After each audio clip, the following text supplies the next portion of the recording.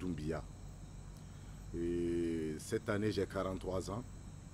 Né dans les Djitoumou, à 80 km au sud de Bamako.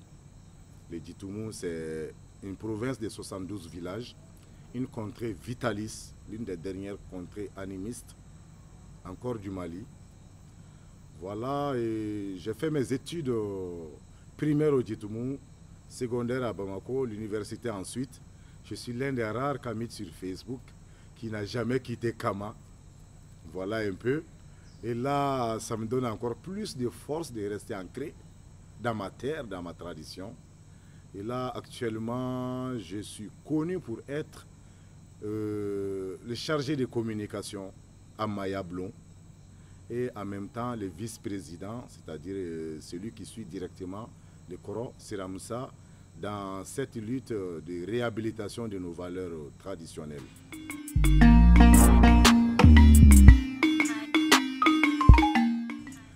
En fait, Maya Blon est un mouvement de réhabilitation de nos valeurs morales, traditionnelles, authentiques, comme nous l'ont légué nos aînés, nos ancêtres méritants.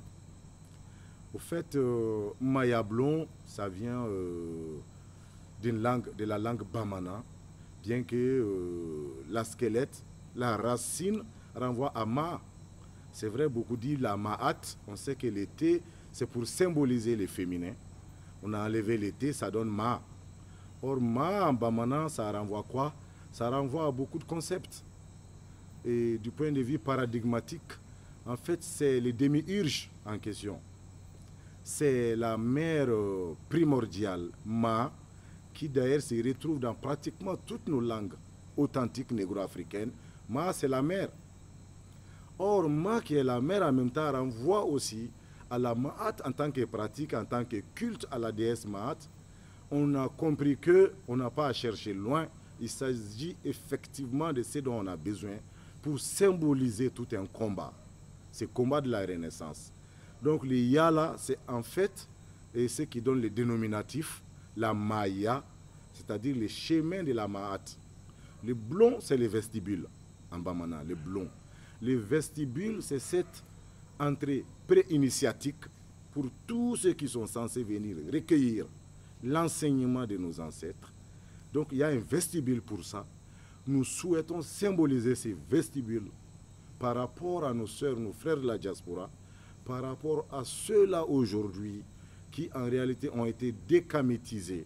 Il s'agit de leur ouvrir la porte du vestibule pour qu'ils aient accès à l'initiation, aux enseignements authentiques de nos ancêtres méritants.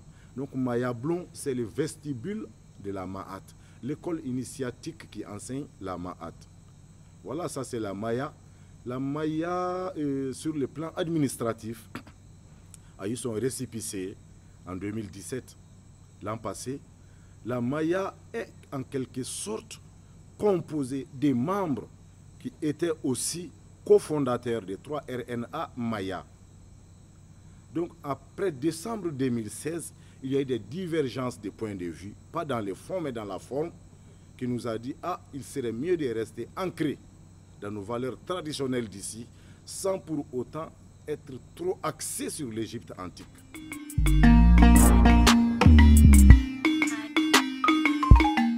On a tendance à dire à tout le monde que chez nous, Dieu n'existe pas. Malheureusement, on a compris que les gens prennent ça au pied de la lettre. Quand on dit Dieu n'existe pas, il s'agit de ces dieux-là qu'on a importés dans les valises des missionnaires judéo-chrétiens et arabo-musulmans. Il s'agit de ces dieux-là en fait.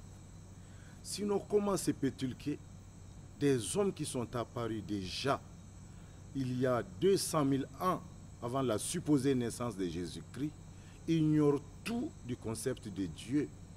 Ça, c'est logiquement impossible à imaginer. Ça veut dire nous avions expérimenté ce qu'on peut appeler aujourd'hui, entre guillemets, Dieu, c'est-à-dire les démiurges. Pour les négro-africains authentiques, ce qui a été aujourd'hui remplacé par la notion de Dieu correspondait à la source cosmique. c'est-à-dire la source qui est là dans laquelle tout baigne, toute vie baigne, autant la notion de bien que de mal. C'est cette source-là qui, petit à petit, a été remplacée par cette notion d'un Dieu céleste. Parfois, l'imagerie populaire a renvoie à un vieillard barbu, sémite de surcroît. C'est en fait ce Dieu-là que nous combattons. Par contre, le Dieu pour nous est impartial. Il n'intervient absolument pas dans les affaires humaines, ce Dieu-là. Parce que c'est une source qui est là pour tout le monde. C'est ce que je disais il n'y a pas longtemps.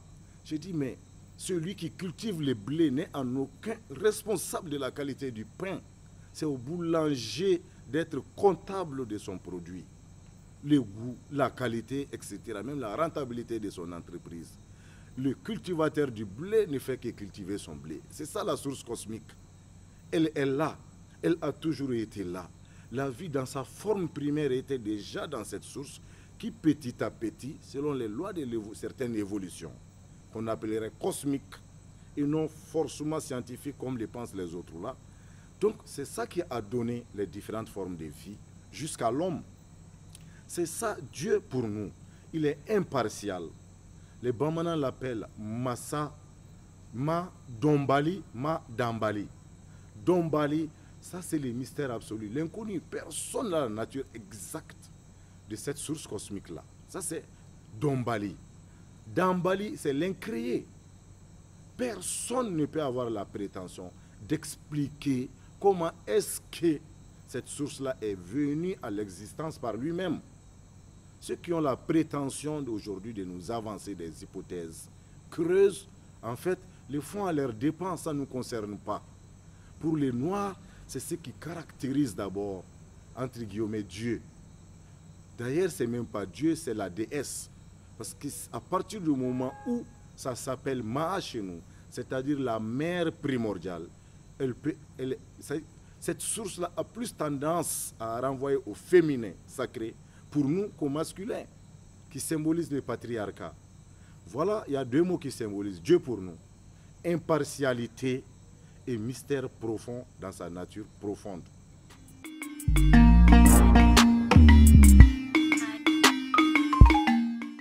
Si les Juifs ont les synagogues, on sait d'où viennent les Juifs.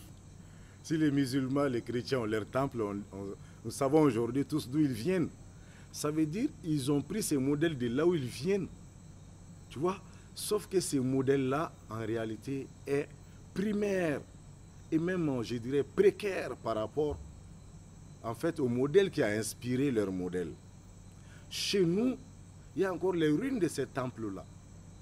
Jusqu'à présent, les temples de Wassa, il y avait l'un des plus grands temples que l'humanité ait jamais construit. Wassa, chez nous, bon, nous disons Wassa, c'est en fait, c'est pour donner une consonation plus authentique, plus locale. Sinon, c'est Wasset pour le nom grécisé. Nous disons Wassa parce qu'il y a des villes qui ont reproduit les mêmes noms chez nous et qui tentaient de jouer pratiquement la même fonction spirituelle que Wasset. Voyez-vous? En Égypte, il y avait l'un des plus grands temples là-bas. Voyez-vous? Il y a encore les ruines de ces temples-là qui ont inspiré les mosquées, les synagogues, les églises. Ça, il n'y a même pas à discuter. Sauf que ces temples-là, vu leur immensité architecturale, leur beauté architecturale, c'était des temples extrêmement gigantesques. C'est ce qui a aussi motivé, sinon nourri, cette envie, ce désir d'invasion chez nos envahisseurs. Maintenant, comme ils ont finalement eu raison de nous après plusieurs attaques, donc on a sur soi finalement à cette idée des temples.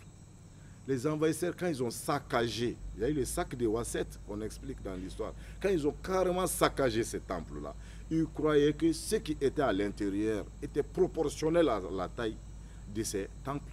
Et là, ils ont compris qu'il n'y était rien. En fait, le cœur même de la spiritualité se situe dans la craie. Je parle du symbole physique, se situe dans la craie de ma main.